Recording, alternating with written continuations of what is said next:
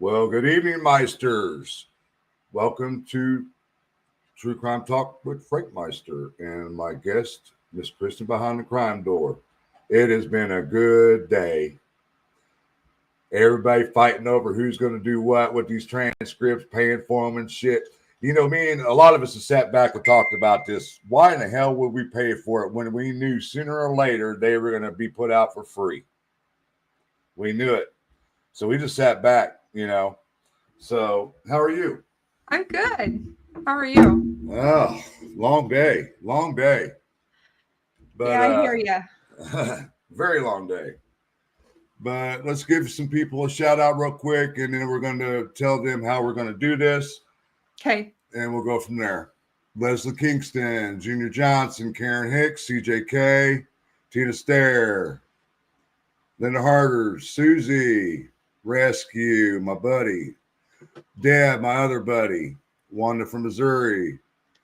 Let's see, Randy. Good to see you, Randy. Let's see who's all in here. Beth Gonzalez.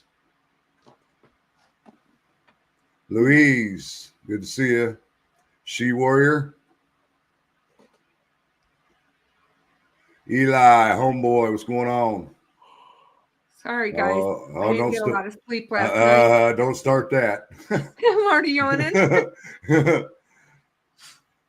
I got my Mountain Dew. Oh, Lord. You really don't need that. Christopher Collins, good to see you. Not too many people in here right now, but it's all right. They'll come in sooner or later. But me and Kristin had a little discussion on how we're going to do this. There is 9 volumes to this transcript and an average of 250 pages per volume. We're going to do try to complete one volume tonight, starting with volume 9. It just depends on how well we can do this, because we're going to do it person to person, like an attorney and she's a witness, vice versa, back and forth. I hope you guys understand that. So the very first volume, I believe, is when they were trying to pick jurors. Yeah, it's the jury selection. And then it goes right into the first day of the trial. Yep. We'll try to get the whole volume done this evening. If not, I promise you guys, I will be back, and hopefully, well, Kristin, she plays cards on Friday, so she's out of the question. I know her schedule. If I have to, I'll go by myself unless somebody wants to join me tomorrow night, or we can continue with the transcripts. But this is what we all been waiting for. It is actually word for word between witnesses and everything. And as you all know, Kristin and I, we don't cherry pick shit like all these other creators. They'll go through these transcripts and try to find the shit that makes the prosecutor look bad. We're just going to go through the whole thing. We're going to do a whole 360 of these transcripts, so you guys got to be patient with us, and we'll go from there. Okay, guys? Let me make sure I didn't miss anybody else in this chat. Good to see you, Mustang. It's good to see everybody. Yeah. Let's see. Cecil Hotel made it in. Good to see you. And if you guys want to donate to my Venmo, it's going across the screen there. I still have my other stuff that you guys could donate to. Okay. All right. Let's get this started here.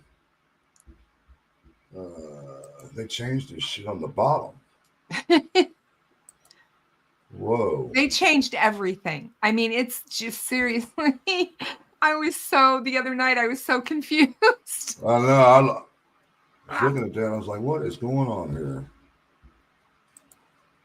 And thank you to everybody who was kind enough to call me and tell me that my live was still live, because something between the communication between StreamYard and YouTube didn't cut the live, even though I did. I did on my end, but they didn't. And they just left it up running for the tune of like 13 hours. I'm like, what the heck? All right. Where are we at?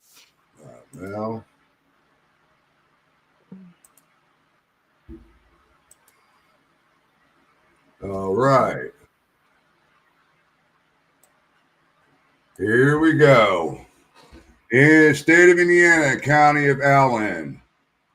Huh? That's wrong. That's our. Oh, that's where, because it was where the jury selection is. Okay. Yeah, because that's where they were. Yeah. Honorable Francis C. Gull presiding. Transcript volume 9 of 22, 1 page of 250. Nicholas McClellan, James Luttrell, Stacy Diener, Carroll County Prosecutor's Office. Bradley Rosie, Andrew Baldwin, and Jennifer Ajou, defense attorneys. Page 1 of volume 9. Post on any where's the rest of it? It looks like they cut some pages off because we were told they did that through the email. So number 1, post on any social media platform when we reconvene later. Something's right here. There is something wrong. They cut parts of this out.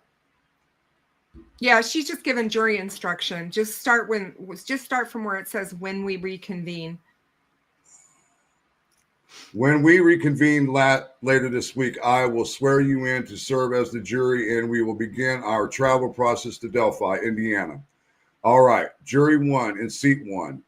1, you have been accepted as a juror to serve in this matter.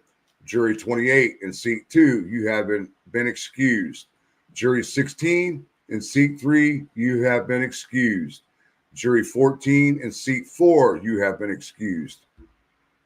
Jury 30 in seat 5, you have been selected to serve as a juror in this case. Juror 48 in seat 6, you have been excused. Jury 39 in seat 7, you have been excused. Jury 42 in seat 8, you have been excused. Jury 11 in seat 9, you have been selected to serve in this as a juror in this case. Jury 45 in seat 10, you have been excused. Jury 32 in seat 11, you have been excused. And jury 2 in seat 12, you have been selected to serve as a juror in this case. And all I ask, Corporal Tinkle will get you, all 12 of you, into your jury room. Release those that have been released. And he will talk with the rest of you. Okay. All right. While they're filing out, we're going to go ahead and take a 15-minute break. Since all the jurors have had to use the restrooms, I'm sure you do as well. So let's reconvene at noon and we'll finish jury selection. You want to start at 17? Sure. Mr. McClellan. Thank you, Judge. They're sidebarred. Off the record at 11:43 a.m. and on the record at noon.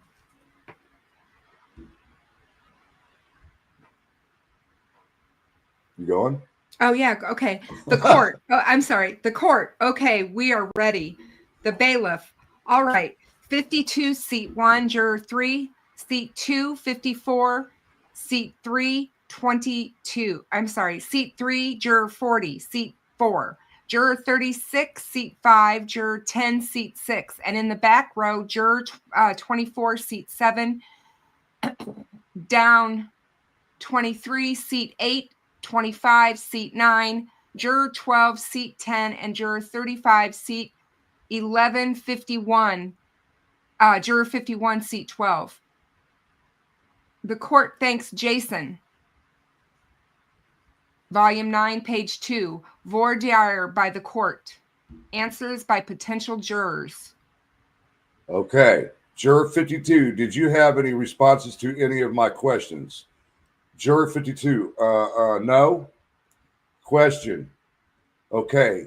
And you heard me explain the sequestering process, and do you have any concerns about that? Juror 52, no. Okay, juror 3, did you have any responses to my questions? Juror 3, no. And if you heard me explain the sequestering process, do you have any concerns about that? Juror 3, no.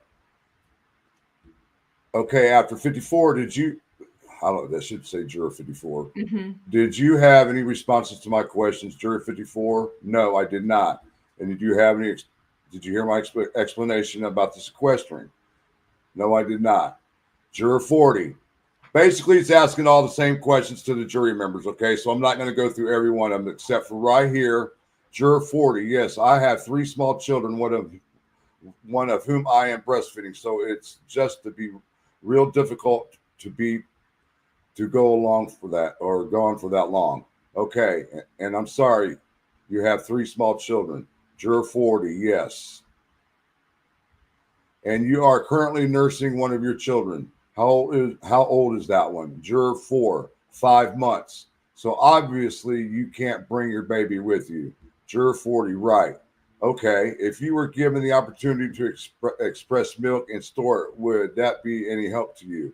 Juror 40, very, very little help. Okay. And other concerns that we need to discuss? Jurors 40, no. Okay. Juror 36, do you have any response to my questions? It's the same questions again, so we're going to skip down to where I see something. All right. Juror 40, did you have any responses to my questions? Juror 24, excuse me. Juror 24 responds by shaking head in the negative.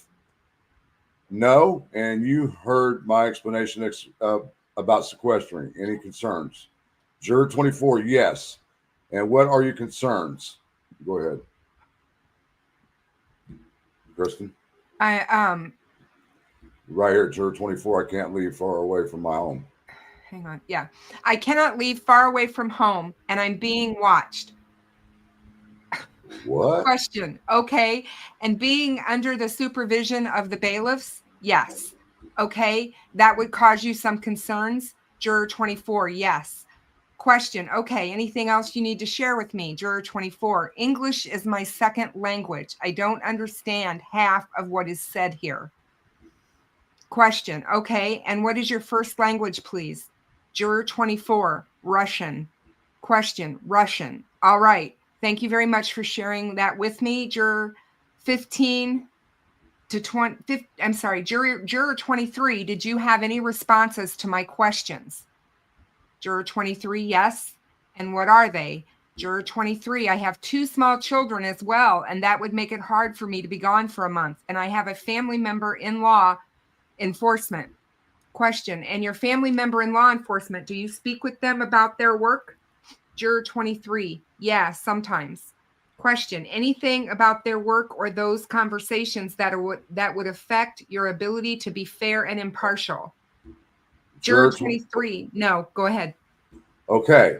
And the 2 small children that you have, how old are your children? Juror 23, 5 and 9. Okay. And you have, if you were selected to serve, to be given the opportunity to make arrangements for your children, could you do that? Juror 23, I could probably make it work. It's just, would it be difficult? Question, it would be difficult, and I understand it's not a big deal. Juror 23, yeah. But you could do it if you were called upon to do that. Juror 23, correct. Okay, anything else that we need to talk about? Juror 23, that is it. Okay, Juror 25, did you have any responses to my questions? Juror 25, no. And you heard my discussion about being sequestered. Any concerns about that? Juror 25, yeah, my job. I accompany a PFW for, there's a performance coming up in a couple of weeks, and it would be really hard for them to find another person to fill my part. Okay. And I'm sorry, what is it that you do for a living? Juror 25, I accompany, play piano. Okay. Juror 25, for I'm like in contract as a limited term lecturer of some kind. Or lecture of kind of. Volume 9, page 6. Okay. And if you were called upon to serve, would you be able to make arrangements to have your obligations covered? Juror 25, I'm not sure. I don't know people personally that would fill my spot. I don't know if maybe they could find another pianist.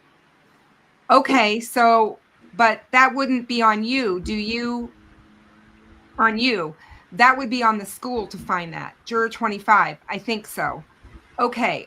Any other concerns? Juror 25, yeah, I'm concerned with the graphic photos. Okay. Juror 25, I don't think I'd be able to, and question. Okay, thank you for sharing that with me. Anything else? Juror 25, that's it. Okay, Juror 12, did you have any response to my questions? No. And you heard my explanation about being sequestered. Any concerns of the norm for that? Juror 12, yeah, I have a newborn at home, 3 weeks old. I'm also scheduled to be out of the country for 5 days from now. It's just difficult, and I think my profession, as well as being away for 5 weeks, would be a serious detriment to my family, and I also have family and friends in law enforcement. Okay, and the family and friends in law enforcement, do you talk with them about their work? I'm going to stop right there. Page 7. I'm going to stop right there. When I served on jury duty, when we filled out the questionnaire, they asked you questions that might pertain to this, and you answer that jury questionnaire, and they see that when they read the jury questionnaire, why are they picking these jurors if there's issues? Right. I agree. It makes no sense. Juror 12, yes. That's from question, okay, and the family and friends in law enforcement, do you talk with them about their work? What the hell happened there? Okay, question. Anything about those conversations? Didn't you read this already? No. Volume 9, page 7 is where you're at. He's rereading it again or asking the same questions. Anything about those conversations or their work that would affect your ability to be fair and impartial? Juror 12, possibly.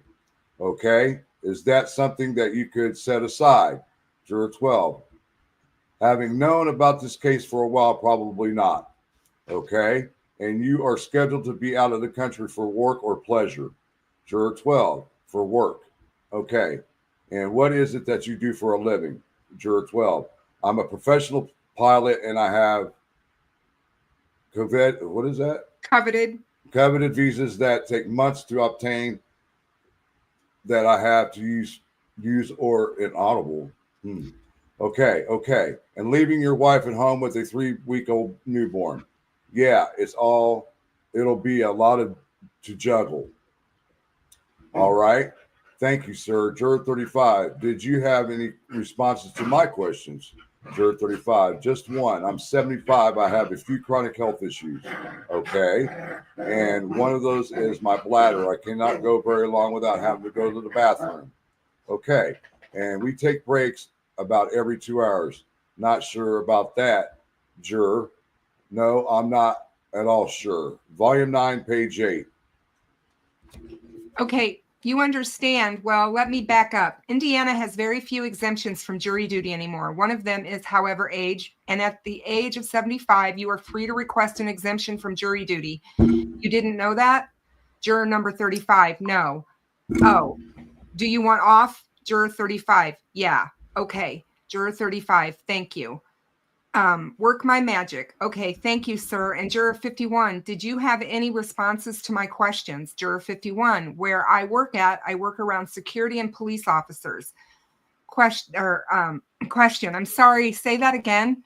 Juror 51, where I work at, I work around security and police. Okay, so you know a lot of police officers. Juror 51, huh?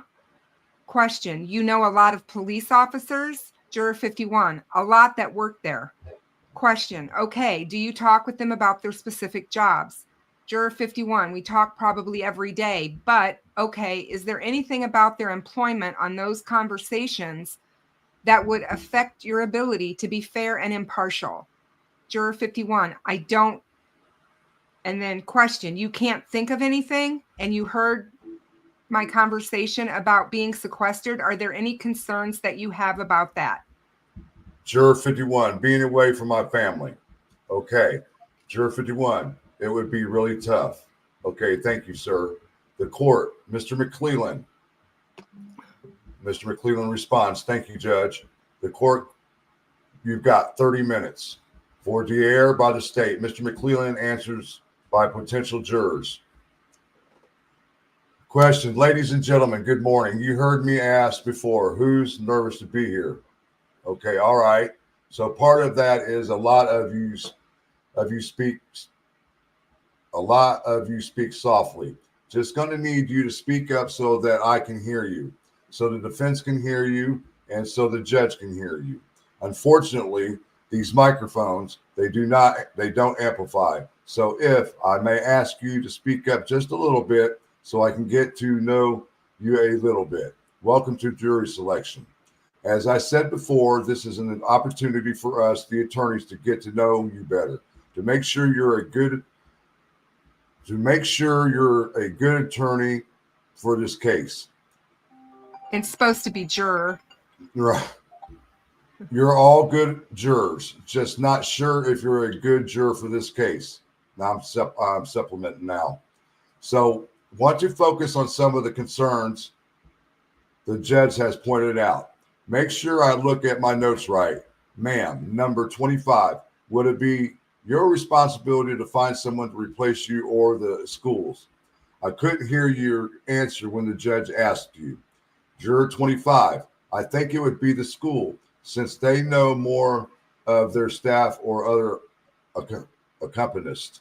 And whatever she did when she transcribed that. And do you have a contract with them right now? Volume 9, page 10, Juror 25. Yeah. And so only you can tell us this. We don't know who you are, so only you can tell us is the fact. If you're picked as a juror, is the fact that you have that going on, is that going to weigh in your mind to the point where you can't focus on what's going on here in court? Juror 25, probably not. I mean, I feel bad, but question, sure. But if you're not the one that has to find a replacement, then Juror 25, yeah. Question, is it going to put you in a situation financially where it's going to be a detriment? Juror 25, probably not. Okay, so if you're picked as a juror, you're okay to be a juror on this case. Juror 25, other than the graphic image problem? Question, okay. Juror 25, yeah, I mean, time-wise or like scheduling-wise. Question, time-wise school? Juror 25, I'll be good. Question, I don't imagine anybody here likes looking at graphic images. And I imagine that unless you're involved in some kind of a hospital, nursing, that kind of profession, you're not used to seeing those graphic images. And so I agree with you. They're going to be hard to look at. But I want to focus mainly on work and home, or things that work and home that would draw your attention away from being able to pay attention to what's presented in court. And you're telling me there's not, you're telling me no, there's not, and you'd be able to pay attention. Is that what you're saying? Or is that what you're telling me? Volume 9, page 11. Juror 25, yeah. Okay. It get lost in the shuffle there. Wow. A little bit. All right, ma'am. And it's a little, whoa. And it's a little impersonal. I've got to call you by numbers. I hate it, but it is what it is. Ma'am, number 23. You said you had 2 kids at home. Juror 23. Yeah. And was there something else there? Juror 23. Just law enforcement. Question. Law enforcement. Thank you. I couldn't read my own notes. The kids at home. Do you think if you're chosen as a juror, can you get caregiving for them? Jury 23. I would have to use a lot of resources. Okay. Having those kids at home, is that going to be something that's going to weigh on your mind to the point where you can't pay attention to what's going on here in the court? Juror 23, not during the day, during the evening, would I be able to check in on them? I think they'll give you some time to talk on the phone or FaceTime, or I mean, that's kind of, again, that's outside my pay range, but I think they'll give you time to make phone calls. You'll have to be supervised by the bailiff, but I think you'll have time to make contact with family. Juror 23, okay, does the elevate your, I don't know what the heck she was doing when she Does that alleviate your concerns? Does that alleviate your concerns? Yes. Being away from the kids and the family that long, is that a concern of yours? Volume 9, page 12. Juror 23, it would be a nice vacation. No, I'd be okay. I would make it work. Fair enough. Fair enough. Your connections with law enforcement, is that a concern that either myself or the defense should have? Juror 23, I don't think so. Okay, are you going to, and we'll get into credibility of witnesses later, but are you going to consider testimony by a law enforcement, give that more credit simply because they're law enforcement officers, as opposed if they were not? Juror 23, no. Okay, all right. Let me make sure. Sir, number 12, the pilot, you talked a little bit about the visas you have to have. What I'm hearing is you have to have visas in order to be able to pilot your passengers wherever you're going. Juror 12, yes, that's correct. Different countries have different rules that we need to prepare for. Question, and the trip you have in 3 weeks, you said, did you have to get visas for that trip? Juror 12, 5 days from now.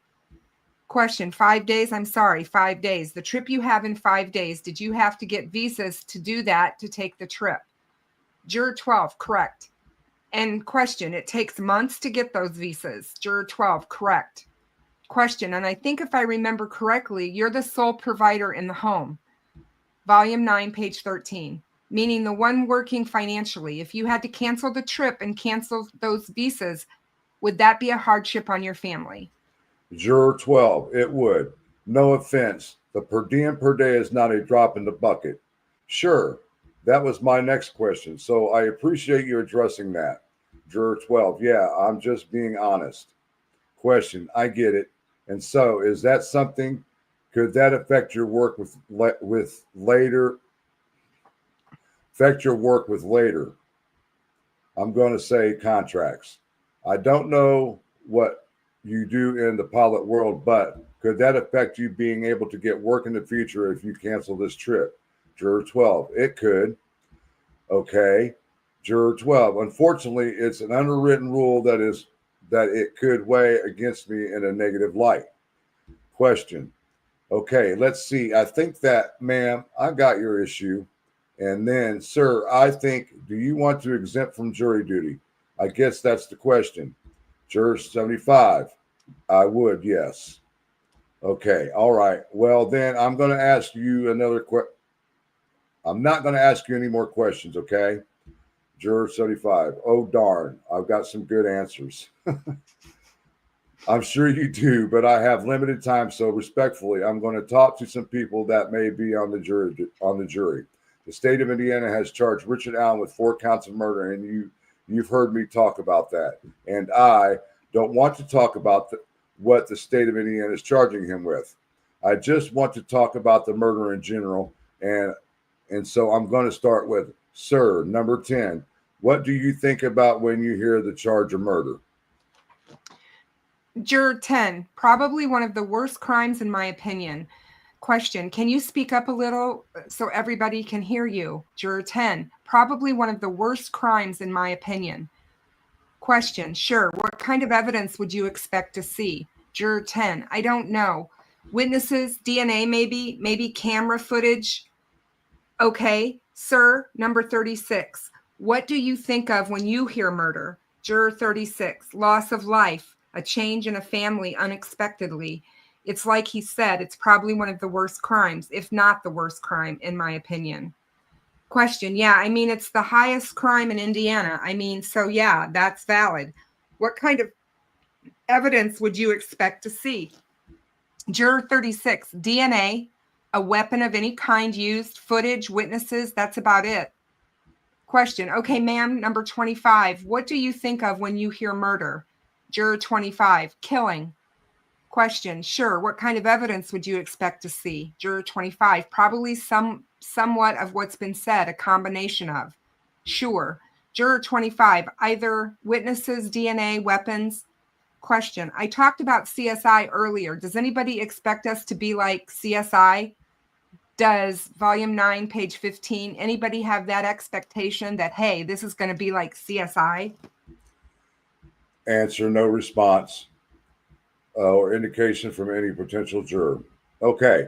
Talked about the state has to use that evidence to convince you beyond a reasonable doubt, where you're firmly convinced, and I use the attorney example. So, sir, number 54, do you believe I'm an attorney? Juror 54, yes, I do. Why do you believe that?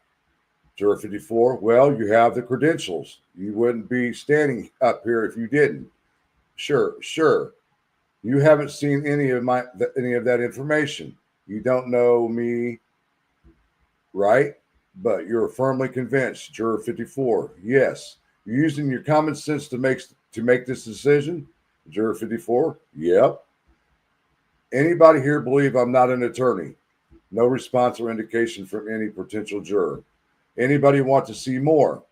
Same response. No indication for any potential juror. Now, again, I want to reiterate this. Deciding whether or not I'm an attorney is different from deciding whether or not someone's guilty of murder. And the point of the analogy is not to compare the two or say the two are the same. The point is to express to you that we expect you to use your common sense that you bring into the courtroom to make decisions, to determine whether or not you're firmly convinced.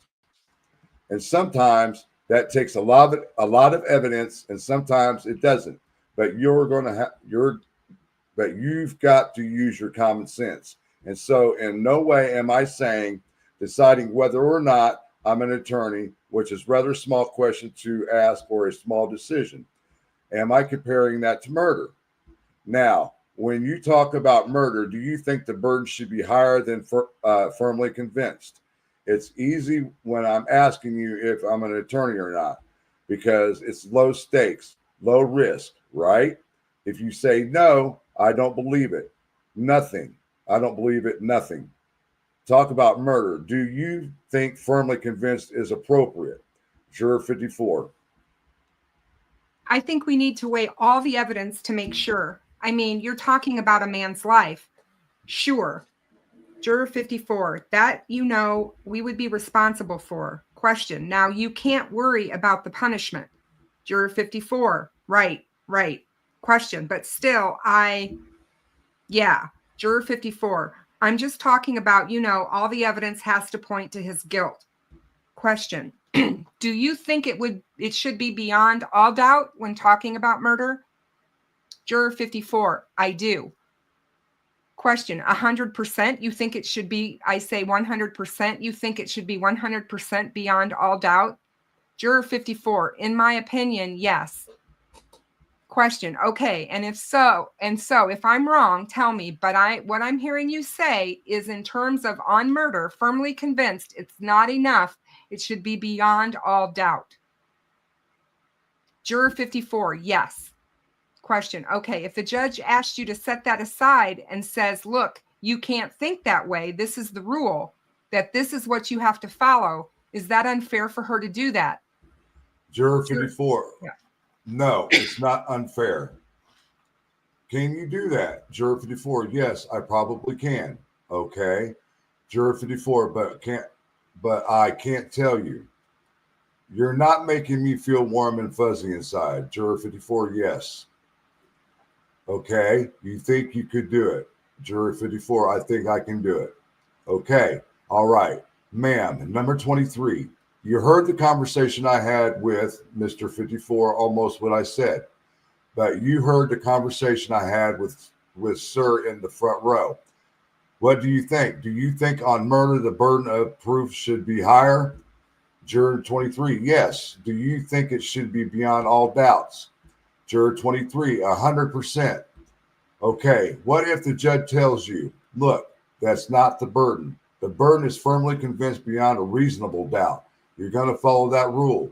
Can you do that? Or are you going to hold the state to the standard of, look, you've got to prove 100%. It's got to be beyond the doubt for me. Juror 23, I would have to say 100%. Okay. And you couldn't set aside the belief that the judge told you to follow something different. Volume 9, page 18, juror, probably not. Okay, I want you guys to be honest with me, so I appreciate you being honest. It's okay. That is what we want to know. And so for you to be firmly convinced, it would have to be 100%. Juror 23, an affirmative response. Question. Okay, all right. Is there anybody else here that thinks that the burden is too low, the firmly convinced burden? Anybody else here? Mr. Baldwin, I object. Judge, may I object? May I approach the court? Sure. There was a sidebar conference conducted. The court, I need you up here. Mr. Baldwin, sorry, Judge. The court, that's okay. Mr. Baldwin, he's saying that is the burden is on, the burden is firmly convinced. That is not the burden. He continually said that over the last 2 days.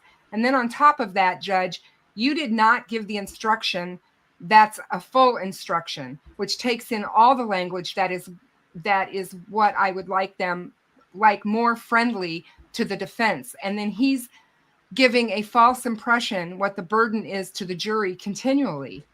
The court, the burden of proof is proof beyond a reasonable doubt. That is the firmly convinced. I understand your argument, but I don't read the instruction to the jury until preliminaries. So you are free. And I know that you did it yesterday where you read them the full instruction, and I allowed you to do that. But it is part of that instruction is firmly convinced. Mr. Baldwin, well, then he should say it's part of the instruction. All right, let's talk about that. When beyond a reasonable doubt is another way of saying that 100% convinced. And he's making a big deal out of the way he worded it. Right there, right out the gate, you could tell this is going to be a problem throughout the trial. The way he's questioning the instructions and the way the judge gave the instructions and the way Nick McClellan interprets beyond a reasonable doubt. Beyond a reasonable doubt. As she stated, though, she hasn't even given him full instructions. The full instructions, she won't right? Even do that until the preliminary. You know what I mean? And he admitted to that. Right. So why would you object and get a sidebar going when, like I said, beyond a reasonable doubt, if you want to do it on the flip side, 100% convinced that the man is guilty, it's the same thing but being worded different. To me, it just goes to show you that the average person doesn't understand the law. And that's to me what it is. It's nobody's, it's just most people think if I'm going to convict somebody of murder, I want to be 100% positive. Right. Well, that's not what the law in our country, not just in Indiana, but in our country says. The law reads beyond a reasonable doubt. And a lot of people have trouble with the word reasonable. What is that? It's different for each person. You know what I'm saying? They can interpret it differently. Each person can interpret it. So I think that's what where they're going with this. And Baldwin's just being Baldwin. He's being an ass, just like Cecil Hotel said in here. Yeah, he's just being. Yep. Okay, the court. Okay, that's fair, Mr. Baldwin. Thank you, asshole. And so, to meet the burden, the state has to show you evidence, and that's going to be in the form of physical evidence and then witness testimony. So, I want to take a little bit of talk a little bit about the things you're going to look for when you're determining the credibility of a witness. And so, sir, number 12, what kind of things, when a witness is testifying, what kind of things are you going to look for to determine whether or not they're credible? Juror 12, possibly their past history and experiences. Okay. Juror 12, how they present, I'm going to look at that. Okay. So, ma'am, juror number 25, I hate when they do that. Yeah. Just go straight to number 25 and saying, instead of saying juror 25, what kind of things are you going to look for? Juror 25, to add on maybe consistency. Okay. Jury 25, background. Okay, sir. Number 13, I haven't talked to you. What? Juror 3, I feel the same way they do. Okay, what about if an expert testifies? What kind of things are you going to look at to determine whether or not their testimony is credible? I'm going to stick with you, sir. Number 3. Juror 3, the answers they give back or give maybe. Okay, are you going to take into consideration their education or their experience? Juror 3, yes. Okay, sir. Number 52, what if a law enforcement officer testify? We, volume 9, page 20, talked a little bit about this, I think, the last round. If a law enforcement officer testifies, Are you going to give him or her some credibility simply because they're law enforcement officers? Juror 52. Oh, I'm sorry. Go ahead. Juror 52, no, because they're humans just like us. So I would go by the evidence that's made, you know. Sure. Juror 52, available. Question, would you give them more credibility if it was in a specialized field, like if they were Juror 52? Oh, yeah. Question, talking about traffic offenses or Juror 52. Oh, yeah. Question, something like that, something they have experience with. Juror 52, experience with. Question, sure. Juror 52, yeah. Okay, gotcha. We talked a lot. We talked a lot, and this is going faster. And so I guess let me stop here for a minute. Are there any questions about anything that I want over the first round? No response or indication from any potential juror. Question. Okay, one of the things I like to touch base on every time is passing judgment on someone. There are some people that say, look, I either my personal beliefs or religious beliefs, I cannot pass judgment on someone. Is there anyone here that feels like that even a little bit? No response or indication from any potential juror. Volume 9, page 21. Is there anyone here that says, even if the state proves beyond a reasonable doubt each element of the offense, I still cannot enter a judgment of conviction because I cannot pass judgment on someone? And anybody feel that way? Answer, no response or indication from any potential juror. Does anyone feel like they wouldn't be a good juror for this case besides the work and home reasons that we talked about? Is there anybody else that feels like they wouldn't be a good juror on this case?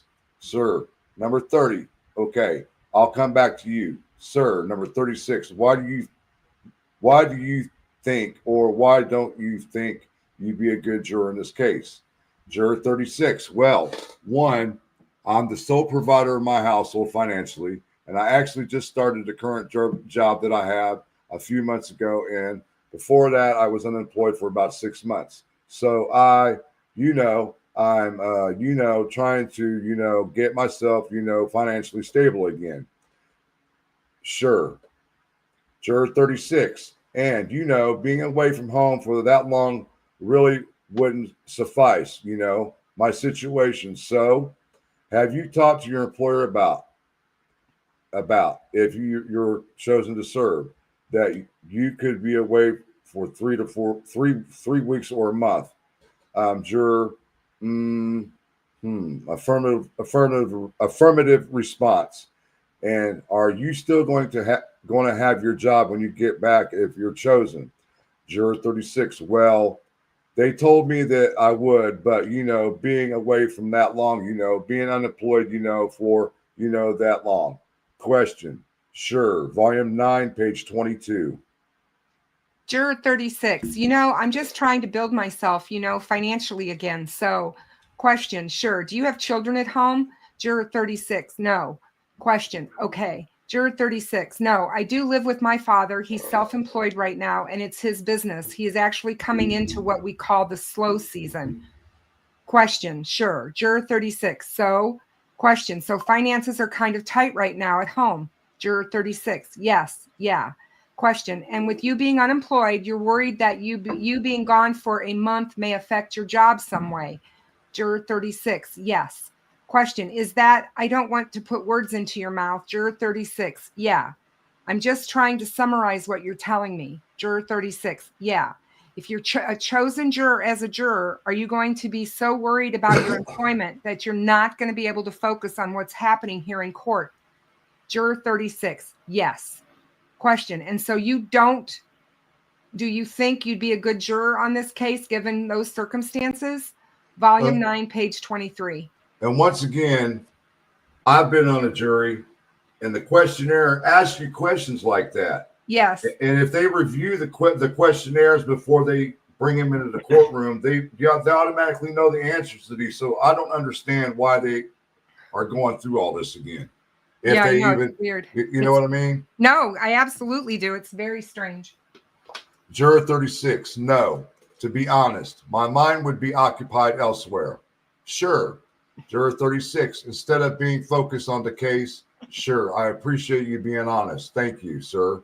Juror number 52, you raised your hand a little bit. 2. Juror 52, yeah, oh yeah, because I took if I'm just sitting here, my mind starts to wander. Okay. I'm afraid I might miss something that was very important. So that's why I do heating and air conditioning because I'm active and I can focus a lot better than just sitting here. So I think I would be a good juror. If the court gave you pen and paper to take notes, would that help alleviate some of your concerns? Juror 52, probably not. No. Okay. And you're worried about your ability to be able to focus, to remember facts. Juror 52, exactly. To remember testimony. Juror 52, exactly. Those kinds of things. Juror 52, yeah, I have a hard time with that. Okay. And that's a concern enough for you that you don't think you'd be a good juror in this case? Juror 52, exactly. Question, okay. Was there number 3, sir? Juror 3, yeah. I'm a private processor for Allen County and I own my own business. And with just being gone, we wouldn't have that extra income coming in. And one of the firms that I worked for, the head attorney just had an accident and passed away yesterday. Question, oh, I'm sorry about that. Juror 3, and just not sure if I'd be in the mindset for this. Question, do you do service for the courts? Juror 3, yeah. Question, you do? Okay, all the courts or just Juror 3, just small claims court? Question, just small claims court? Gotcha, okay. Juror 3, and not saying that if I go that, I'd be broke or anything because my wife also has income coming in. Question, sure. Juror 3, she's been working for the attorney that passed away for 36 years. Question, oh, okay, but you are concerned. Juror 3, I'm going to need to be here for her in the hard time. Question, okay, is she having a hard time with the passing? Juror 3, question, I imagine that they were close. Juror 3, he hired her out of high school. Volume 9, page 25. Question, okay. Juror 3, and been with, like I said, 36 years with him? Sure. So you have some things going on at home that's going to draw your attention away. There's also sounds like there's concern financially that may be there. If you're chosen as a juror let me start there. If you're chosen as a juror, are those things that are going to be weighing on your mind to the point where you can't pay attention to what's going on here in the court? Juror 3, yes and no, I guess, until I get there, Sure. Juror 3, question, so you're there, yeah. Juror 3, yeah. The judge said that you may have time or she didn't say it. I guess I said it, but you may have time in the evenings to make phone calls, and then on Sundays you may have a family day. Does that alleviate some of your concerns? Juror 3, yeah, just to be able to talk to her and sure. Juror 3, see how she's doing. Okay, and other concerns that you have? Juror 3, that is it. Was there anybody else besides some of the ones that we've already talked about, work and kids? I got all those. Answer, no response or indication from any potential juror. Okay, does anyone have a distrust for prosecutors or defense attorneys? Volume 9, page 26. Who says, look, I don't trust attorneys in general? Anybody feel that way? No response or indication from any potential juror. Question, okay, anybody had a bad experience with law enforcement to the point where, look, I don't trust cops now. I don't trust law enforcement. Answer, no response or indication from any potential juror. Question, what about a prosecutor or a defense attorney? Anybody have a bad experience with them? Again, answer, no response or indication from any potential juror. Mr. McClelland, okay, Judge, how much time do I have? The court, 8 minutes. Mr. McClelland, okay, thank you. The court, I'm sorry, 9 minutes. Mr. McClelland, okay, thank you, Judge. Question, sir, I'm going to focus on you for just a minute because I just want to make sure that I know you said you can't tell until you get in the moment whether or not the stuff at home and with work is going to distract you. Your gut feeling right now is telling you because of those things, you'd be a good or bad juror on this case. Juror number 3, I guess I'd be a good one. Question, okay, and only you can tell us, I don't know, and I appreciate and I understand that you don't know until you get into the situation, but you felt strong enough about it to bring it up to me. So I just wanted to touch base with you again to make sure you know if you've got those things at home and they're going to distract you to the point where you can't focus on what's going on in court. That's an issue. You may not be a good juror for this case, maybe a better juror for another case. Volume 9, page 27. Juror 3, sure. Question, at another time. Juror 3, right. Question, and so, but you're telling me you're okay. Juror 3, I'm okay. Mr. McClellan, okay, all right. I don't have any other questions, Judge. Thank you. The court, okay. Mr. Baldwin, thank you. For Dier by the defense, Mr. Baldwin answers potential jurors. Hi, everyone. My name is Andy Baldwin. Mr. Allen sits here as an innocent man constitutionally until the state of Indiana could prove his guilt beyond a reasonable doubt. Juror 1 is a pretty high-minded concept. Do you believe in that constitutional provision that he actually is innocent as he sits over there? Juror 52, no, because he hasn't. There hasn't been a case discussed yet. Question, okay, so the answer is, Juror 52, no. Question, no. You don't think he's innocent? Juror 52, oh, yeah, I mean, he could be innocent. Question, he could be? Juror 52, yeah, he could be, and he could not be he could be, and he could not be after the trial is. Volume 9, page 28, over. Question, I appreciate it. It's like a tricky thing, and there's lawyers that try to pick the jury or trick the jury into this, where they're like, oh, he's, because they say a lot of what you're saying. Juror 52, right. Question, and well, I have to hear the evidence, they say, but actually constitutionally, he is actually innocent as he sits over there. That's kind of hard for people to grasp. Is that even a defense lawyer of 30 years, that's hard for me to grasp that at times. So it is, do you think, and view him as an innocent as he sits over here? Juror 52, no. Okay. I appreciate that. Juror number 2, what about you? Oh, I'm sorry. Juror 3 in seat number 2. Yes. Juror 3. Yeah, I can't say if he is or not. I don't know much about what happened, only what I saw on the news.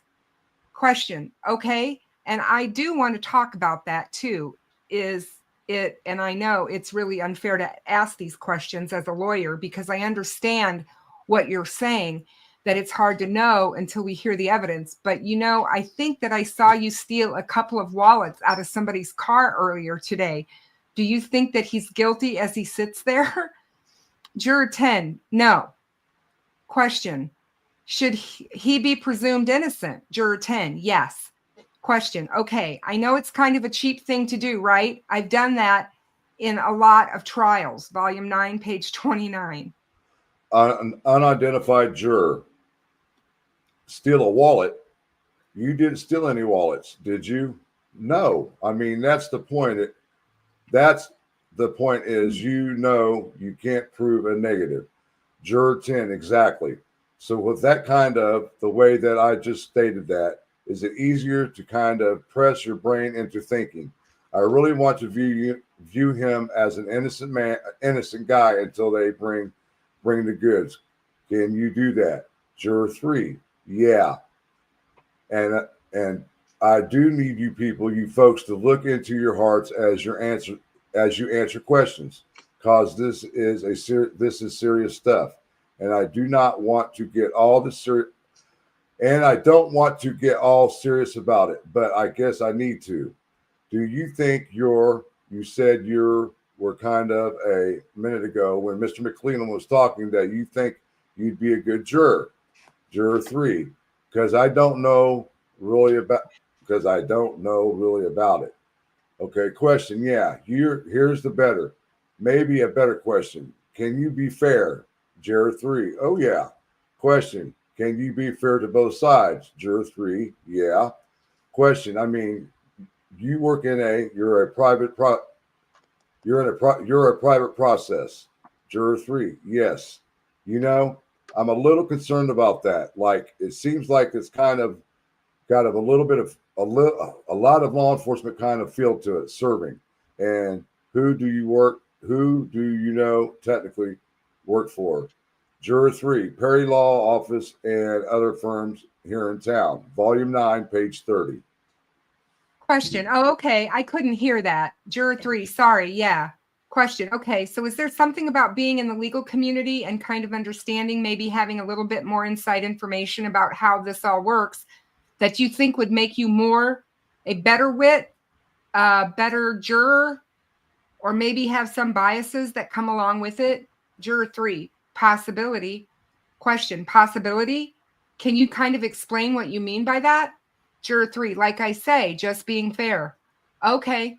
Juror 3, here again, not knowing much about the case. Question, do you think that you have your starting position is in neutral or more on the defense side or more on the prosecution? Juror 3, I'd say it's more neutral. Question, more neutral? Okay. Juror 3, I feel like I need to see more before I make, my final decision. Question. Yeah. Well, okay. Speaking of seeing more, do you like to know as much information as you can? Juror 3. Affirmative response. Question. I mean, is that important? Is that important to everybody? As much information as you can, not just picking out a few things, right? I'm going to read you the entire definition of proof beyond a reasonable doubt. It's not the standard. Is not firmly convinced. It is. This is the standard. The burden is upon the state to prove beyond a reasonable doubt that the defendant is guilty of the crime charged. It is a strict and heavy burden. The evidence must overcome any reasonable doubt concerning the defendant's guilt. But it does not mean that the defendant's guilt must be proved beyond all possible doubt. A reasonable doubt is a fair, actual, and logical doubt based upon reason and common sense. A reasonable doubt may arise from the evidence or from lack of evidence. Reasonable doubt exists when you are not firmly convinced of the defendant's guilt after you have weighed and considered all the evidence. A defendant must not be convicted on suspicion or speculation. It is not enough for the state to show that the defendant has probably guilty. It's not over yet. On the other hand, there are few things in this world that we know with absolute certainty. The state does not have to overcome every possible doubt. The state must prove each element of the crime by evidence that firmly convinces each of you and leaves no reasonable doubt. The proof must be so convincing that you can rely and act upon it in this matter of the highest importance. If you find that there is a reasonable doubt that the defendant is guilty of the crimes, you must give the defendant the benefit of the doubt and find the defendant not guilty of the crime under consideration. That is the entire definition of reasonable doubt in Indiana that a jury will ultimately hear. Now, juror number 3, having heard that, does that change your opinion about the gravity of that? Just stop for a second. It almost sounds like word salad mind fucking hit these jurors what Baldwin's doing. I mean, come on. You're saying one thing and then turning around and jumping right into something else like you're trying to confuse them. Well, he's good at that. And he also likes to hear himself talk. Yeah. All right, juror 3, not really. Proof beyond a reasonable doubt. Okay, it says there that if you think they're probably guilty, and I'm not saying that that's what you'll conclude here, but if you think I think he's probably guilty, that's not enough. Is that the kind of mind blower or not? See exactly what I was just saying. Mm-hmm. Volume 9, page 32. Juror 3. Yes, it is. Question. It is. Why is that? Juror 3. Not really sure. See, he's done confused the fucking jury to where now the juror 3 is not sure. And question. And I'm sorry, I'm not picking on you, but we have, okay, here's the thing that you guys may not know. We have to pick two, and I'm going to focus kind of on the people that, because goes from this way, and I'm not trying to ignore people, but I really need to focus on the people I need to focus on.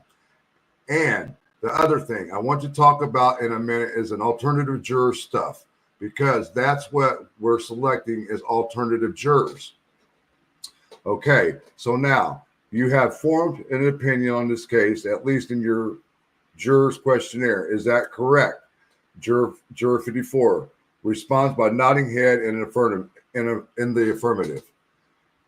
Question, okay, thank you. And if for the record, we're looking at talking to juror number 54 is that a pretty strong opinion, at least in the questionnaire? Juror 54, pretty strong opinion on that. I do have a friend in law enforcement, and we have talked about it over the years. But, in the state of Indiana, you're supposed to be innocent until proven guilty, Hearing some of the stuff that you've said, I could be persuaded one way or the other if the evidence would prove it to me. Question, okay, so you, in spite of what you said in your jury questionnaire, you think that you can be persuaded and can keep an open mind. Juror 54, yes, that's what we're called to do. Question, I always run into the situation where the people may say something like that in the jury selection form. And then I talk to them and I say, man, I really want to believe him because he seems like a reasonable, volume 9, page 33, reasonable person, but you can't understand why I have some trepidations. Juror 54, yes. Well, and it's one of those when you could fill that thing out, you're going, I don't want to be on a jury. I don't want to be here for a month and a half or whatever it is to be on there. I have a business that I'm running and I have 4 families that rely on me. Question. Yeah. Juror 54, it all weighs your head. But when we're called to be a servant of the state. So question, I appreciate that. And I guess in the end, should I worry about you? Because I'm a worrier. Juror 54, you probably should then. Question, okay. Juror 54, you probably should.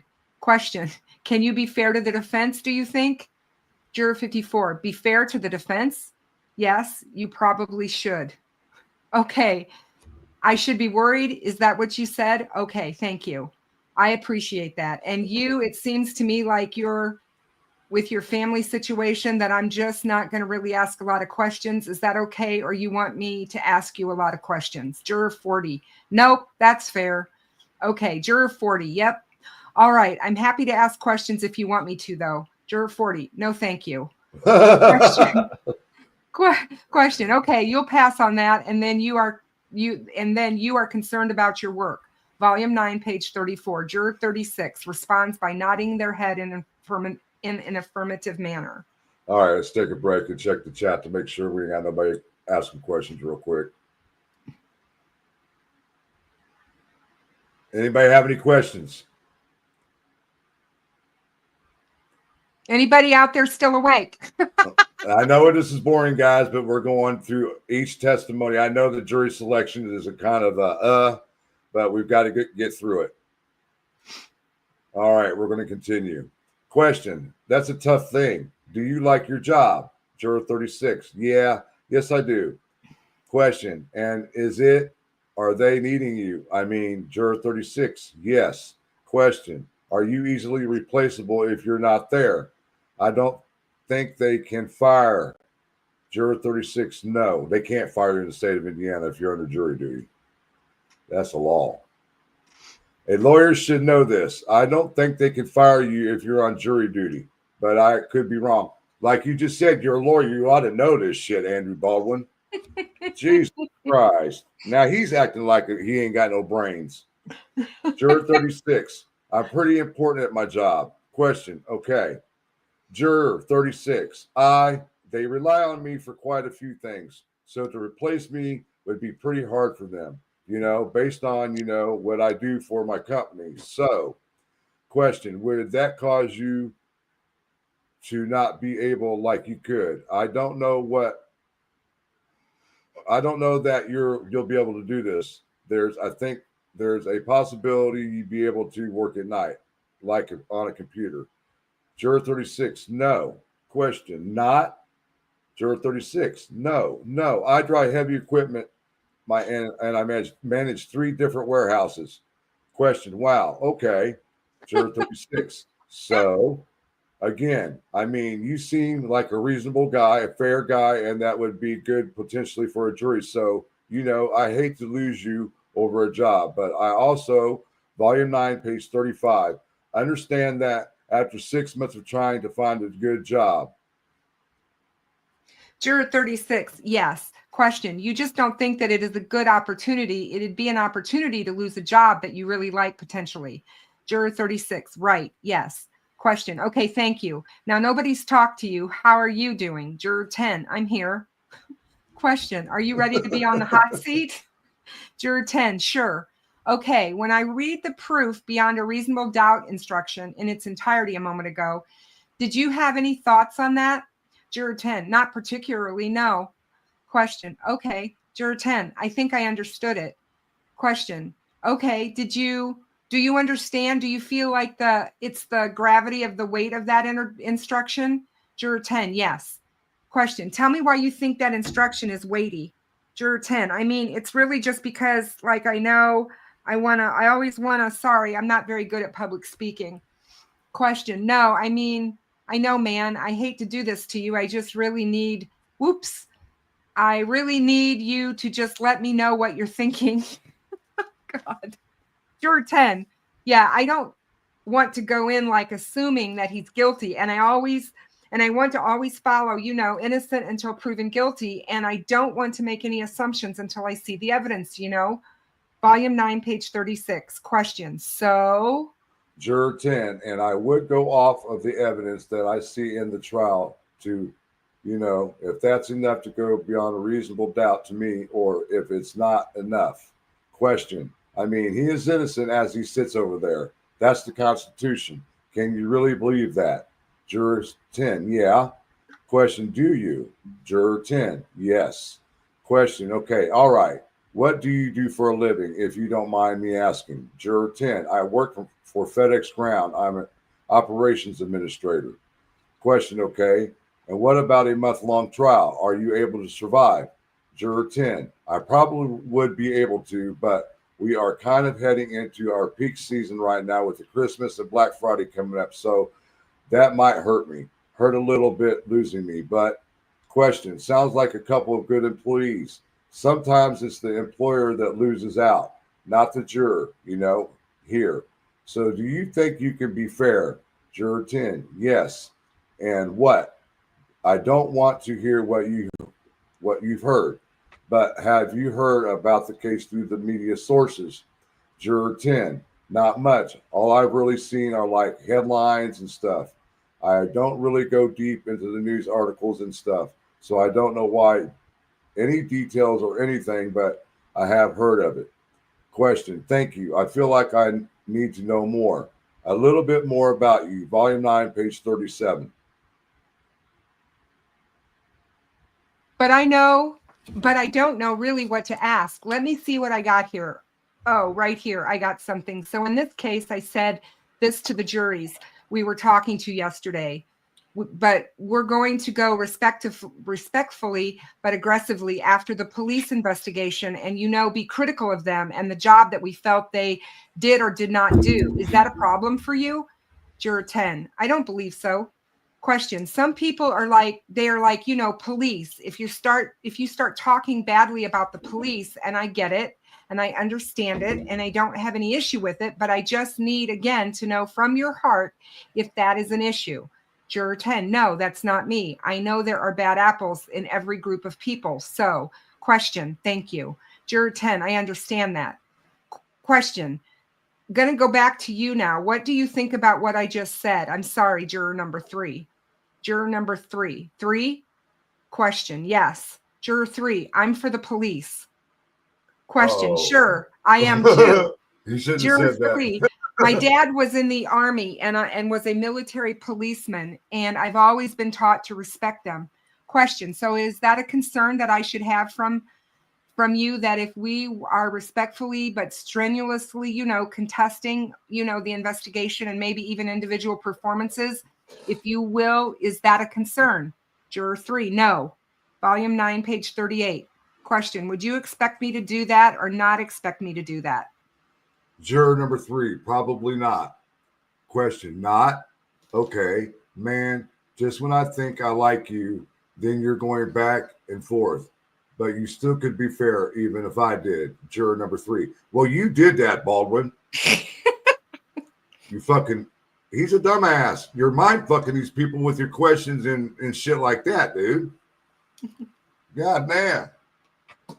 Question. All right. We might as well get the other part of the thing is an alternative jurors. We haven't really talked about that. This is where it really stinks. And maybe it does or maybe it doesn't. I guess I should ask you guys an opinion. And we'll go back to the back row too in a second. So everybody listen. Alternative jurors do not talk during deliberations. They do.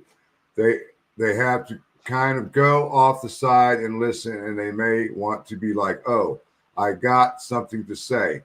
Please look at the piece of evidence right here. But they cannot. And so you need to look at yourselves and think, am I the type of person that can endure a month-long trial and not, and I really can just sit on my hands and not say anything? What about, is that something you can do? Juror number 3, yes. Would that be? Juror number 3, I'm more of a person not in the front. I'd rather be in the back, kind of a follower, I guess.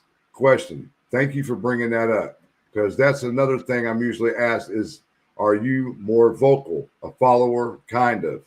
Juror, just a follower. Question, a follower? Juror says, I'm not very vocal like this. Question, okay, page 39. Juror 3, being drilled. Question, you're doing fine. Juror 3, being drilled questions. Question, I'm sorry, I don't mean to do that to you. Juror 3, stop it. No, I'm just kidding. Question, stop it, he says. All right, so what about you? Is that okay for you to sit on your hands, or are you gonna, Juror 10, I'd be okay. Question, are you more of an opinionated person or a follower? Juror 10, I'm more of a follower. Question, okay. Juror 10, I don't really speak out much. Question, if somebody in the jury was saying something that you thought was inappropriate, like it violated the rules of the court or the instruction of the judge, would you be the type of person that could stand up and say, you can't really say that? Juror 10, probably. I don't really feel comfortable doing that. Question, okay. Juror 10, just my personality. Question, okay, all right. Juror 10, and just not really knowing the particular rules in a courtroom. Question, okay, you're doing great. I know you're nervous, but it's fine. I mean, again, can you be fair, and can you sit there and listen to the evidence without commenting on it when and during jury deliberations? Volume 9, page 40. Juror 10, I believe so. Question. Okay, so let's go back to the back row, and it seems like I'm not going to talk to you because it seems like there might be a reason. You have reasons that you may not want to be on the jury. Is that correct? Juror 24. Yes. Is it okay if I don't ask you any questions, or would you want me to? Juror 24. Yeah. Question. You do want me to? Juror 24 says no. No.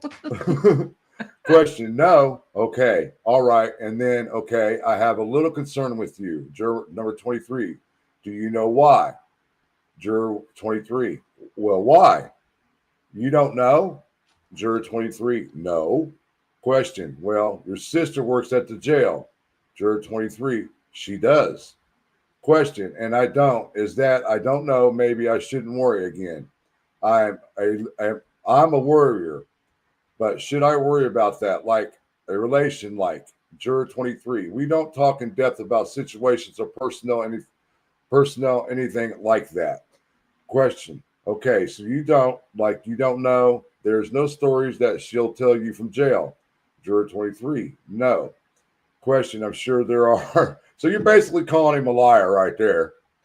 Juror 23. Well, I mean, there have been a handful of times, but page 41, not on a regular basis.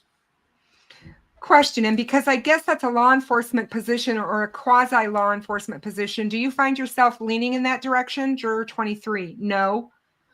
Question. What about the question I asked related to aggressively, critiquing or being critical of the police in this case? Would that concern you, knowing that your sister or any other people that you know that are in law enforcement? Juror 23. I would say I'm neutral. Question. Neutral? Juror 23. Yeah. Question. Okay. What about the alternate juror situation? Are you able to kind of sit there and listen, or is that going to be difficult? Juror 23. I think it would be difficult. Yeah. Question. Okay. I mean, if the judge instructs you to do it, would you be able to do it? Juror 23. Yeah. Question. Do you think you might be pointing your head in the direction of some evidence that you want everybody to look at? Juror 23. It would be difficult. Yeah. Question. Okay. I think it would be difficult as well. And I just want to be clear. Do you think that you could get away for the time, maybe a month, if it takes that long? Juror 23. If I had to do it, I would. Question. Okay. Volume 9, page 42. Juror 23. As he said, I feel like that's my duty, but I would prefer to obviously be with my family. Question. Okay. Thank you. And I guess the last question before I move on is, and I need you to speak from your heart, and a couple questions. The innocent until proven guilty. He sits there and an innocent man. Do you really believe that? Juror 23. I do. Question. Do you? Juror 23. Yeah.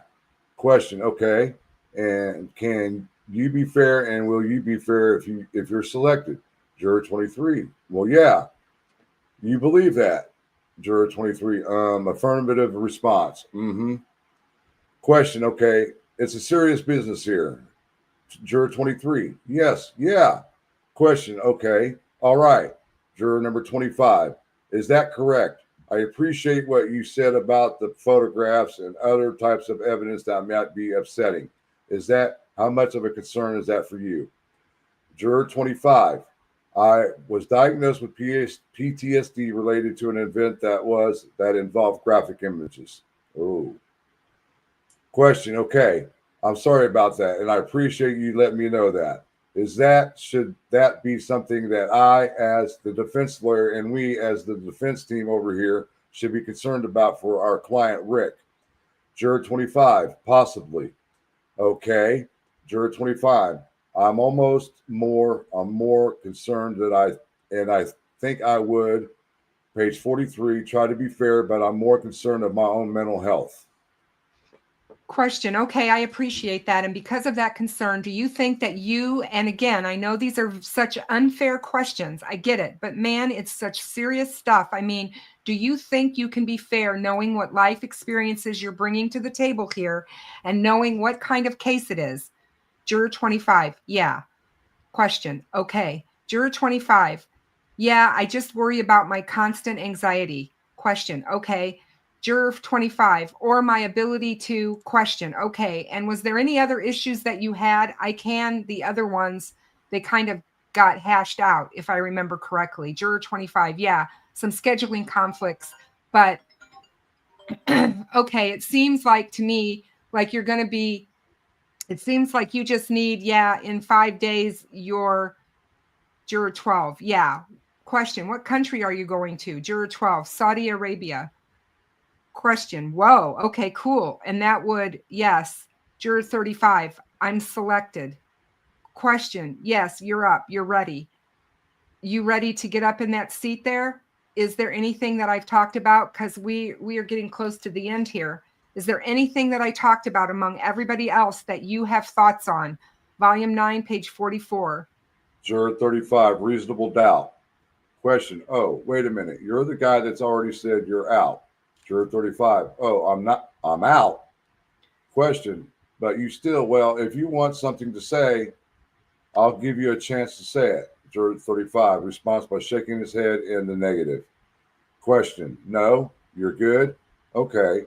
And what about you, sir? Anything that caused, because we're getting near the end here. Is there anything, I'm a little alternative juror. Do you think you can do that? Would that be difficult for you? Juror 51, I don't think it would be. Question, okay. Innocent as he sits over there until the state puts its case together. Juror 51, two sides. I have to hear both sides. Question, okay. Juror 51, before I can make a decision. Question, in your jury questionnaire, you said you had opinions based upon media. Is that something that either side would worry about in terms of your starting positions? Juror 51, just in. I didn't know what when it first started out, you heard a lot of things. Question, yeah. Juror 51. So I still have those things, and I don't know. If I'd be able to block that out. I really don't know. Question, you don't know if you're able to block it out. And I don't want to get into what you think you could or couldn't block out. But does that? It wouldn't be fair to either side. And I want them to have a fair trial. And if, no matter, page 45, what your position is, can you be fair to both sides based upon the media that you've encountered? Juror 51, honestly, I don't think I could. I don't know. Question, okay. Juror 51, from what I've heard. Question, from you formed an opinion and it's going to be hard to get away from that. Juror 51, affirmative response. Question, okay. I appreciate that. I think I might be done here. Just I do famous last words of lawyers, as Mr. McClellan said a minute ago. It's hard. You say you have one, no more questions, and you do. Log, I just want to say, are you a logical and reasonable based person or more of an emotional person? And I know there's probably a little mixing of the two, but if you had to choose one or the other, which do you think you would be? Juror number 3. Juror number 3, logic. Question, logic, reason? I don't know what to do about you. You're very difficult to figure out. What about you? Are you logic and reason? Juror 54, logic. Question, logic? What about you? Juror 10, logic. Question, I mean, nobody wants to say they're emotional. Is there anybody here that thinks you're more of an emotional than a logical person? Juror 24 responds by raising their hand. Question, 1 here. Okay, thank you. You did it. You did answer one of my 25 questions, so thank you. Can you all wait if you got on even as an alternate? Volume 9, page 46. Can you wait until we get our case on? Because we have a case. Can you really wait? Juror 36 responds by nodding head in the affirmative. Question, thank you. Mr. Rosie, Andy. Oh, hold on. And they've asked, because I missed something on your jury questionnaire. It says that you indicated that you had made up your mind on the case. Is that correct? Mm-hmm. Affirmative response. Okay. I'm sorry that I didn't get to hear that. Is that something that's not going to be able to be changed? Juror 36. No. Mr. Baldwin. Okay, thank you. Appreciate it. The court. Counsel may approach when you're ready. Sidebar, conference conducted. All right, let's take a break for a minute. I got to rest my eyes. Okay. Oh, Lord. Boy, that's a lot of damn reading. Woo. It is. It is. So what are your thoughts on the way Baldwin's approaching this? Oh, I just think it's interesting. You can kind of start seeing personalities of the attorneys come out with the kind of questions that they ask the jurors. Yeah. I find it very interesting how they ask the jurors, because again, they only get so many strikes to where they can give a reason they don't want somebody. Mm-hmm. The law affords each side a number of those where they don't have to give a reason. They can just say, I don't want that juror. I don't want that juror. then they come to a point where there has to be a reason, and you can't, because again, imagine what it would be like if everybody called to do jury duty, and you get up here during jury selection, and all you have to do is say, well, I can't find him one way or the other because I've already made up my mind in this case. Well, if everybody said that, we'd have no jurors on any jury in this country. So they had to come up with some idea of how do you weed these people out. And the basic, and this is where it becomes really hard, where people don't understand how difficult it is to be a juror on a murder case when you have somebody's life in your hands, because you have to be able to put aside your own preconceived notions about guilt, about innocence. You have to leave it at the door, basically, and follow the rule book that the judge gives you. And that's what they're trying to find out. Even if you have these preconceived notions, can you still be impartial? Can you still see him as an innocent man sitting over there until you hear all the evidence? Mary Jane said it perfectly here. He is looking for someone who he can appeal to their emotions by feeling bad for Richard Allen. And that's exactly what I was seeing here. You know, they were basically looking for the ones that are like already got their mind made up that he's not guilty.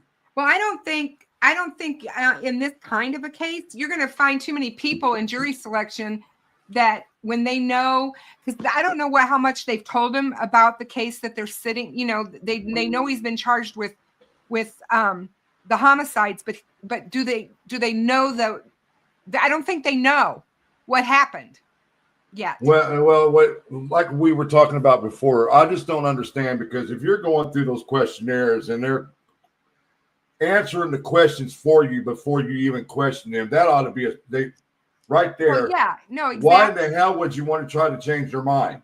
But I'm just like, people are not going to admit to being emotional, because who's not going to be emotional over two murdered little girls? Do you see what I mean? Exactly. I get that. But then you had one of Juror 3 said he had been watching the media and he already had made up his mind. And I'm sure that was on the questionnaire already. I mean, I think, again, just because they know that people are going to try to get out of jury duty by saying things. So they bring them in here to get them in face to face and make them answer questions in court. Yeah, it's just a waste of time. But it is a waste of time. And it's like, you know, they want somebody. I don't think that anybody's going to feel sorry for somebody who's being charged with murder. I wouldn't feel sorry for that person. That would be the last thing I would feel.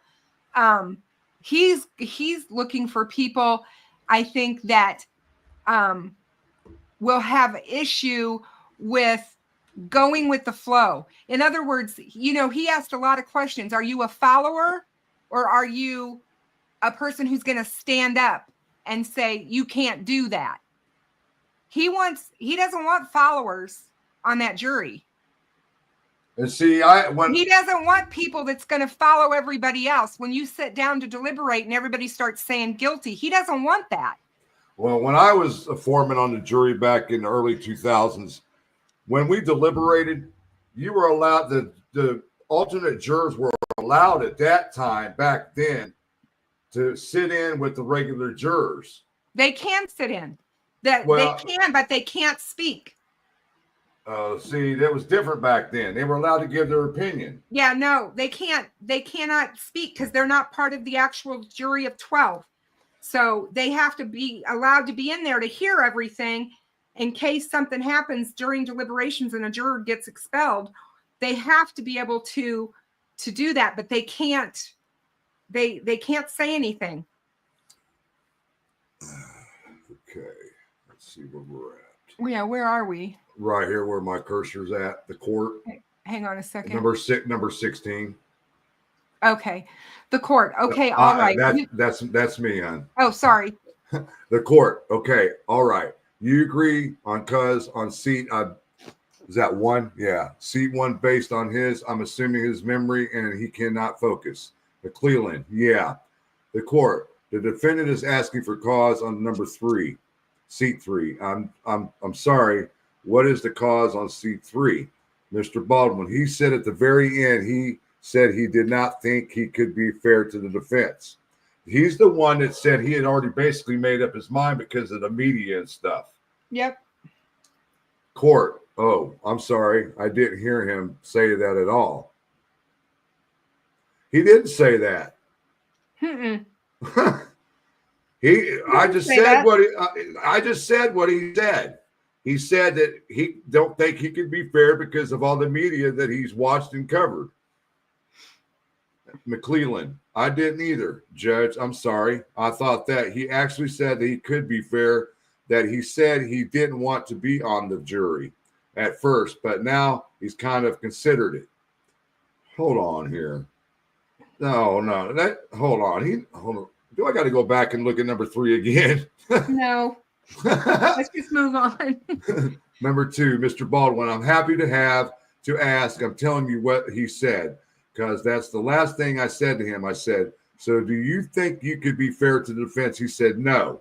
There's what I was looking for. He did say that. He couldn't be fair. His reasoning was because of the media attention that he had seen. He had already made up his mind before he even went for jury selection. The court, well, you're an officer of the court, so I have to assume you're telling me the truth. That's the first part of her mistakes, assuming. Right. I didn't hear him say that. You should already know that he doesn't tell the truth. Right. Baldwin, okay. The court. But you're telling me that that's what he said.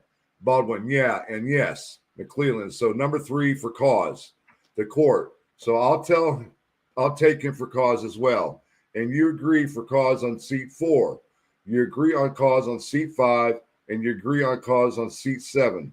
The state is asking for cause on seat 8. Mr. McClellan, she's asking at the end, she said that she's going to hold the state to beyond all doubt. So that's my concern about that. She wants 100% beyond all doubt. And then when I asked her if she could set that aside, she said maybe. Mr. Baldwin, I didn't hear that. But as an officer of the court, I believe him. Lord God, here we go. The court, yeah, I'll take her for cause. The state is asking for cause on seat 9. Mr. McClellan, that she inaudible when he was asking that, but I think she said that her PTSD, she had PTSD from maybe seeing photos before, but I couldn't hear that well. She said she has PTSD from her own personal from images. That's what she said. The court, I couldn't hear that part. Page 48. Mr. McClellan, yeah, I couldn't. Mr. Baldwin, I don't disagree with him on that one. I'm concerned about her. The court, cause on her. Mr. McClellan, and that's inaudible. The court, and you agree for cause on 10, and you agree for cause on 11, and you agree on what is the cause on 12. Mr. Baldwin, I'm sorry. The court, I don't see it. Mr. Baldwin, yeah, at the very end, he said he could not be, he said the media that he watched, he didn't tell which side he was on, but he said he could not be fair. Mr. McClellan, that's what I heard too, Judge. The court, okay, I'll take him, but that's not the standard. The standard is, can you set aside what you read or heard in the media and listen to the evidence? Mr. Baldwin, yeah, you're right. The court, I know I'm right. Thank you. Mr. McClellan, but either way, he's stuck. He's not on the jury. The court, I'll take him for cause, and then defendant is taking seat 2. So the only one we got is seat 10. Mr. McClellan, seat 10. The court, then we got a break. We got a break for lunch. I'm not going to do it again like we did yesterday, so we'll keep him. He is your alternate 3, and then break for lunch. Volume 9, page 49. All right, we're going to stop there for the evening because we're going on 2 hours. And I'm sure Kristin needs a break too from all the reading in her eyes. But we're going to discuss this a little bit more.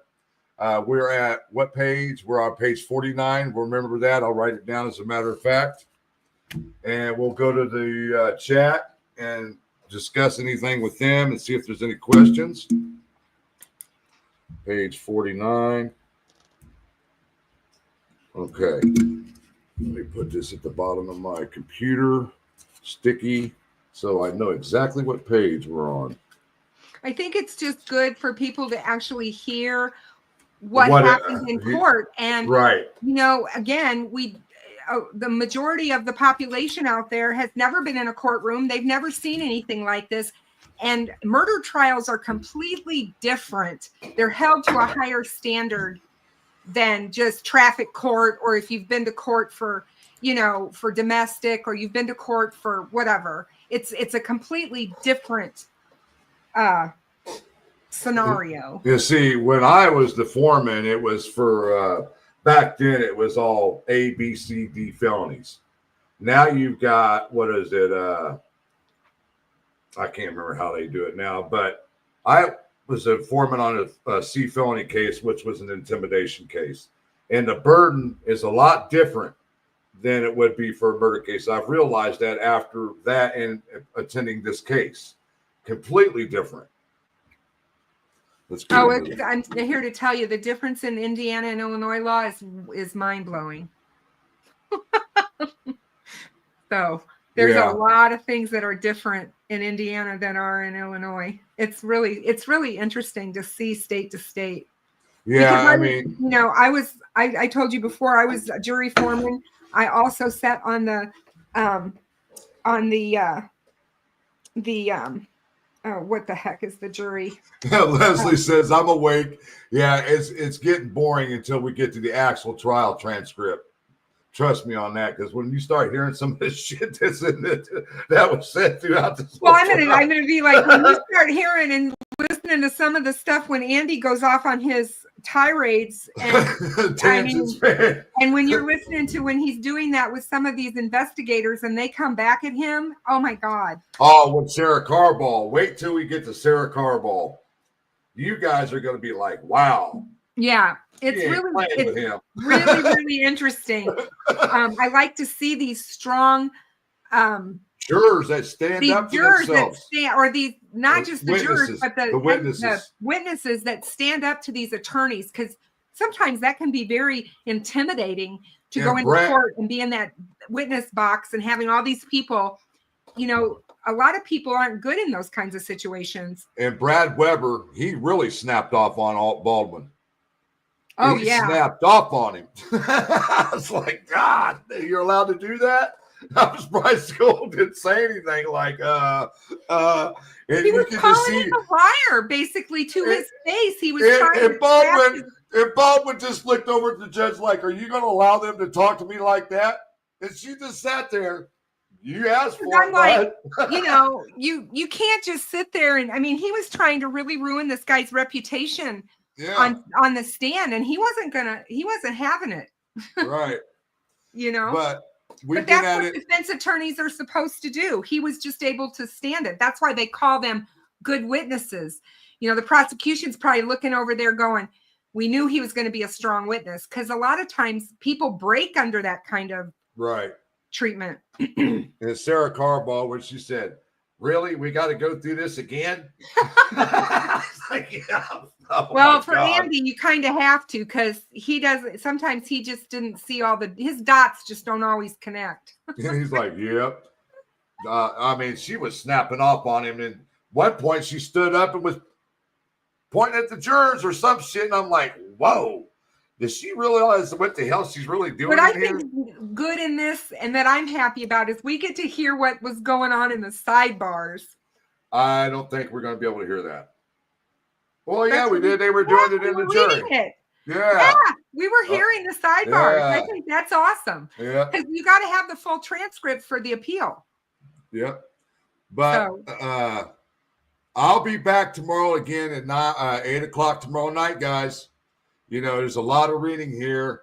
And the way StreamYard works, if you don't have the advanced plan for StreamYard and you just have the normal, you only get 20 hours a month of StreamYard time. So that's why I've got to cut it short. So I'll have time, a couple of hours per day for 10 days to get through as much transcripts as I can. But I appreciate everybody coming out. I know it's boring. If Kristin is able to come back up tomorrow, which I doubt because of her card game. I'll ask everybody a question now. Do you want us to finish the jury selection? Or just start in with the trial? And start in with the trial. If you want me to us to start in with the trial, put a 1 in the chat for me. Because we'll go straight into the trial. I also want to mention that you guys need to be paying attention for Cheryl McCullough's Zone 7. Mm-hmm. I'm doing a Zone 7 show with her tomorrow. It's being recorded. And it's on Flora, and Galen is going to be part of it. So please pay attention to Zone 7, you guys. Go out on YouTube, and if you haven't subscribed, she's also on YouTube. But yeah, go to Spotify or wherever you get your podcasts at. iHeartRadio has them. Mm-hmm. There's a whole bunch of them. I think iHeart's free. You don't have to pay to hear them. But just make sure that you go. Back in February of this year, 2025, she did a show on Flora with Nicole Brock, who I had on my show as well, who's the fire captain out of Atlanta. She's a arson inspector for the fire department, and she really knows her stuff. Her credentials are unbelievable. Everybody's clicking 1. Yeah, just start with the trial. Yeah. Sorry, guys, but we have to give you an inside look what a jury selection is all about. Yeah. And I know it's boring. I know some of you guys, or mostly of you guys, probably have never been through the system like that. But me and Kristin have, and we know what to expect when we read this stuff. So, but yeah. I do appreciate Kristin coming up here. Thanks and helping me out. Everybody in the chat, I will be back tomorrow night at 8 o'clock. I will set the thumbnail up tomorrow and put it out. But thank you, everybody, for coming out. My mods for hanging in there with me. And I want to thank Cecil Hotel for the $5 super sticker. Mary Jane, Thanks, Cecil. Thanks, you guys, because you know the even though we're not on as often as we used to be, when you guys still support us financially, it is very welcomed, because the programs that we use to do our shows cost us money. Yeah. So it's really nice to have that. So we do appreciate it, guys. Mary Jane, $4.99 super chat. She says, Franmeister, do you think they will reflect the live noise machine in the transcripts? Yes. No. There's no way. The transcript is all verbal. Yeah, it's a digital transcript it's not a live. We're not hearing this live. And you can blatantly see that she wasn't paying attention when she was transcribing these, because some of the words shouldn't have been used in there. Yeah.